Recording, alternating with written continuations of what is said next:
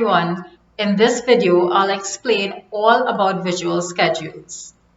Oftentimes you'll hear occupational therapists and speech language pathologists talk about using visual schedules, but I've realized that we don't always go into detail on how to put it together. In this video, I hope to shed some light on not just the benefits of using the visual schedules, but on how you can create one that will work for your family. If you need further guidance after watching this video, your therapist will be able to work with you to find the best schedule for your needs. Now you might ask, but using a visual schedule, won't that take away from your child being independent? And the answer is no. If you think about it, people use visual schedules regularly without realizing. Shopping lists, to-do lists, checklists, when you put things in your calendar, these are all types of visual schedules that help us stay on task and stay organized and remember what we have to do so that we can be effective and productive in our daily activities. With children, it's no different, but we are just using it in a way that will suit their level and their needs. And in that regard, using visual schedules with your child from early on can set them up in this practice of being more organized and being intentional so that they can use this throughout their lives. As a small disclaimer, there is a distinction between daily schedules and task instructions. The schedules tell you what to do, but the instructions give an idea of how to do the task. If you think about it, a schedule will be saying something like bake a cake, and the task instruction will be the recipe for how to bake this cake.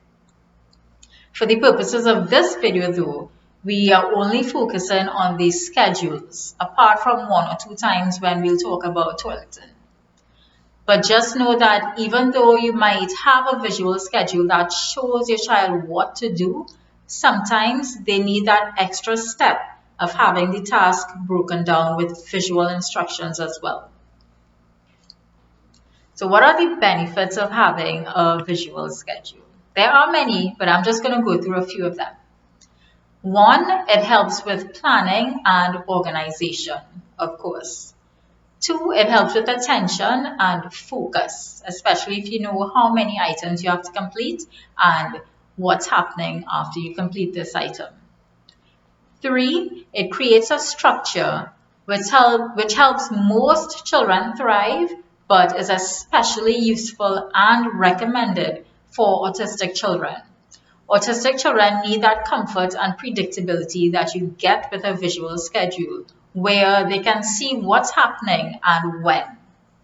It's very important that autistic people feel prepared and have a sense of expectation of what's to come. Four, it helps with transitions. Again, with the knowledge of what comes next, your child will be better prepared rather than cutting short an activity that maybe they want to do and then giving them something that's unexpected. And five, it decreases anxiety.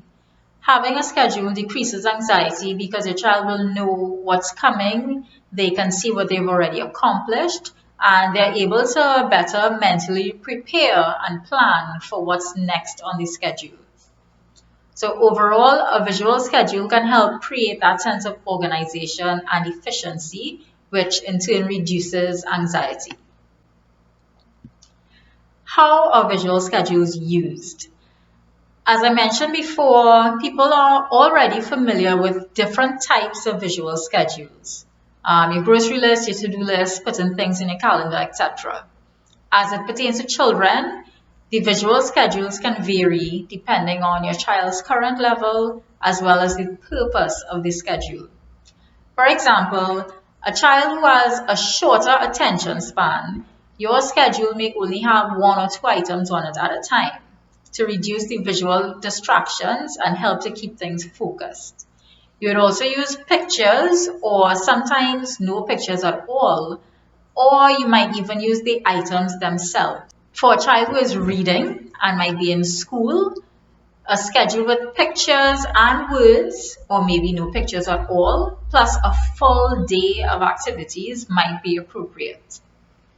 Sometimes you might need a schedule for certain times of the day or certain tasks. For example, the toileting schedule, a schedule for only the school day, or a schedule for the whole day.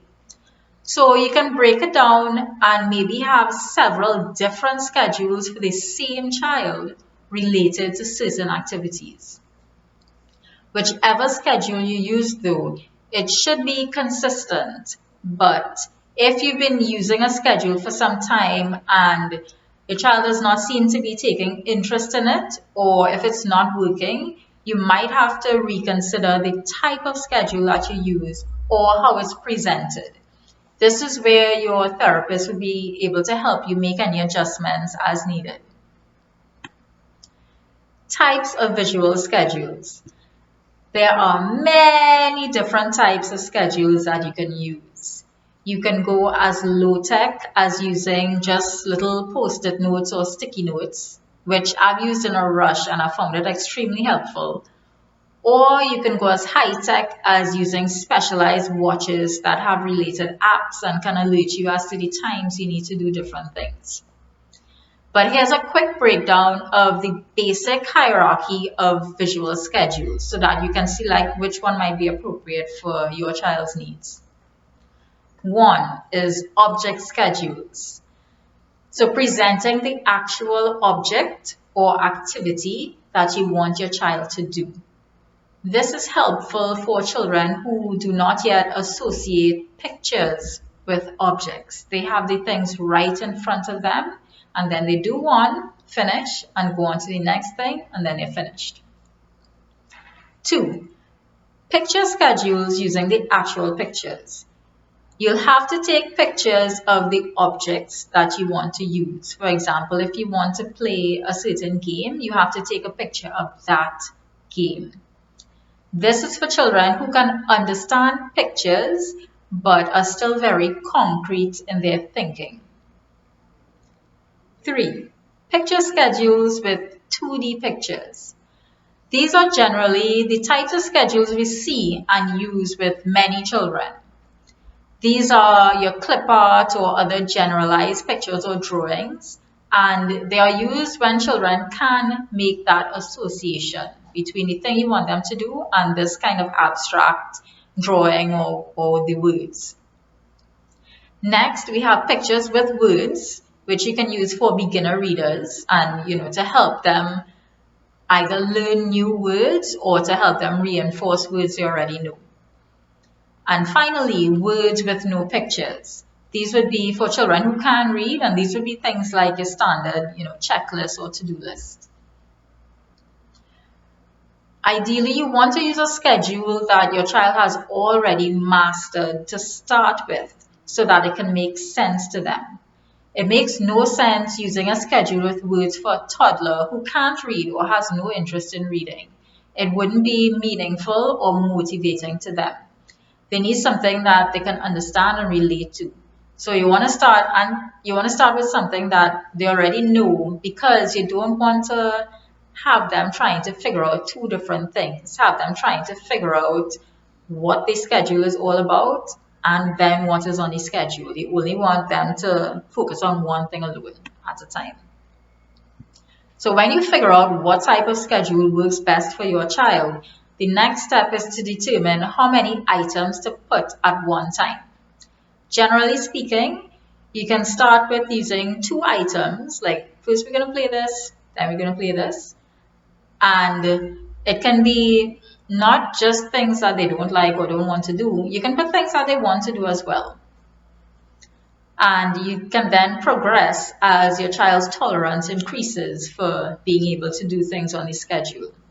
So this can also be determined by the purpose of the schedule.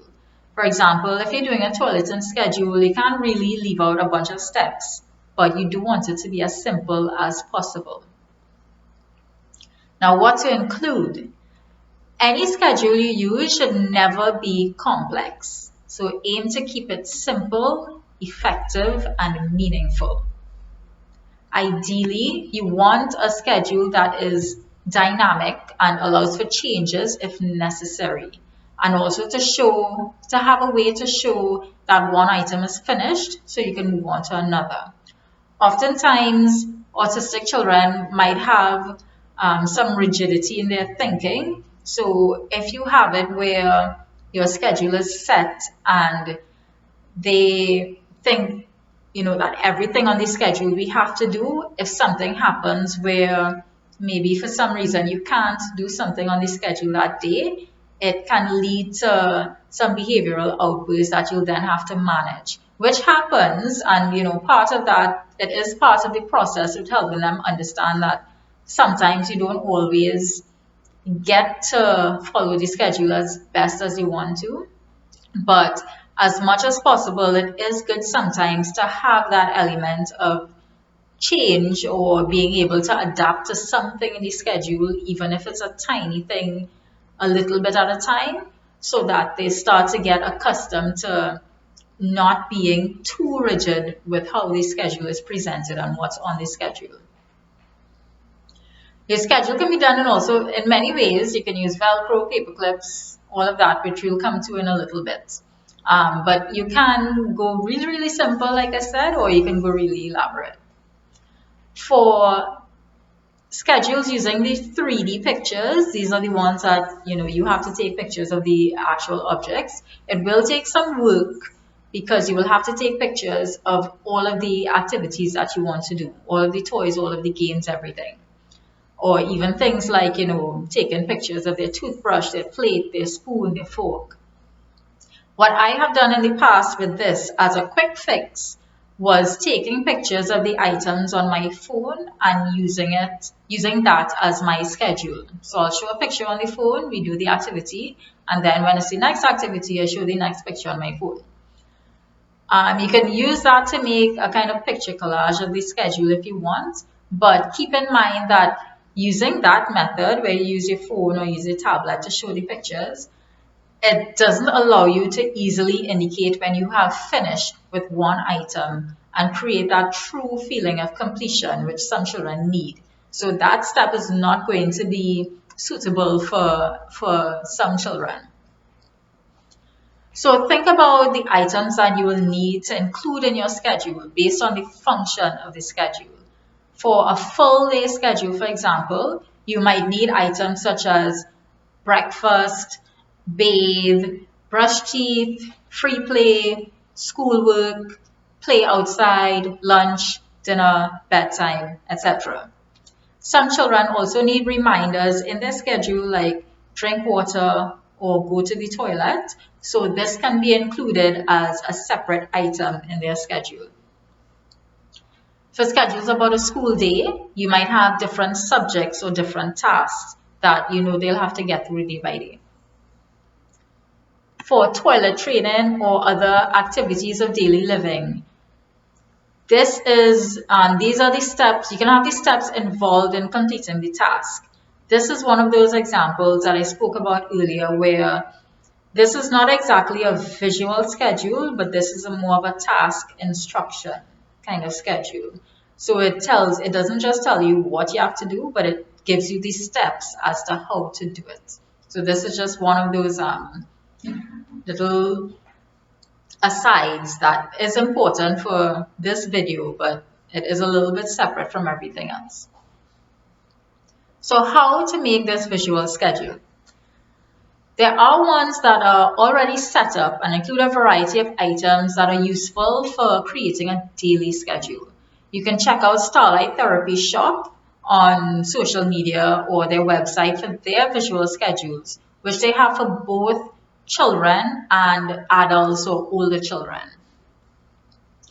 Now, I'm not about reinventing the wheel here. So if there's something that's already available, you can go for it once it meets your needs. However, there are times when you might have to create exactly what you want and you might not be able to, find it everywhere. So if you prefer to make a visual schedule, I'm going to show you how to create some simple ones. Now, I'm all about being cheap and cheerful, and sometimes I've had to make a quick visual schedule in the middle of a session when time is limited, and it has been quite successful. So don't think that your homemade schedule has to be elaborate or the fanciest thing ever, or like you just walked out of Pinterest. The main thing is that once it conveys a simple and clear message of this is what we are doing, this is what I would like you to do, then that's really all that matters. Once it meets your needs, that's what we're going for here. If you want to make it fancy, by all means, go right ahead. Okay, so one of the things that I have done that you can do is use Post-it notes. As I mentioned earlier, I had used Post-it notes and I just drew quick little pictures of the activities I needed. Blocks, puzzles, handwriting, whatever it was. You don't have to be an artist. Once your drawing looks similar to the task, you can use it. And I mean, I also wrote what we were going to do at the bottom of it, just in case my drawing wasn't that great. So you can always write the activity at the bottom there. So what I would do is, depending on the child, of course, have the Post-it notes in view always. So I either have it on the wall in front of them by the table that we are using, or I will have it on a separate board or a separate, folder or something which is used for the schedule alone. And it remains visible throughout the task. So your child can always see what we are doing now and, either what's happening immediately after or, the few things to come depending on how many things we have on the schedule. And the finished part can be an envelope, a plastic pouch, a container, a box, or just a separate area that is designated for that. But it's useful to have this finished area as concrete as possible. So even if you're using, let's say, the edge of your table, one side of the table, you can put some tape, put some blue tape or masking tape to mark that area as your finished area. And what you do is that you go through the schedule, and once you finish that particular item, your child can then take the Post-it off and either put it in the finished area or put it in the envelope or container or box or whatever it is. And then you finish and you move on to the next thing. For some children, it's also helpful to have that finished area be kind of hidden so you can't see whatever goes in there. So for example, especially if you're using those objects rather than the pictures, it's helpful to have it where when you put it away, it's out of sight. So it's not going to be a distraction and it's completely removed so you can go on to the next thing. Next, you can have a manila folder. I've used a regular manila folder as the base for the schedule, and you can print pictures of each item. You can be fancy and print and laminate them, which is always great, just in case it gets wet or anything, and because it looks nice. The finished box I also had attached to the folder. It was just a random box that I had from something else that's left over, and it worked really well in this situation. You can use this with Velcro strips as well, and you can do it either horizontally or vertically. But keep in mind that if you are doing the schedule horizontally, you want it to go from left to right, and if you're doing it vertically, you want it to go from top to bottom. This helps with orientation, which is something that your child is going to need for when they start to read and write. In terms of securing the pictures, you can use, like I said, you can use the Velcro if you want to be fancy, or if not the Velcro, you can use clothespins, paper clips, other clips or other ways to secure the paper to the folder. It does not have to be fancy at all. This is an example here of a simple clothespin schedule that, I bought it, but it's something that you can make as well to help to use with your schedule. Finally, you can use a chalkboard, whiteboard, or just a laminated piece of paper that you can make into a schedule. This is helpful for children who can read, maybe older children where they need to get through certain daily tasks. This really works for them. It's generally for when you're only using words. You can draw some pictures, but usually it's more of a to-do list or a checklist when you have a list of things to do. And it can be changed as often as needed. You can either cross it off or you can erase it as you need it. And what I've found, especially with using these type of schedules for older children, is that they want it, they ask for it. I have had children who come into the session and we might start without a schedule and then they say, well, I'm going to write the schedule on the board.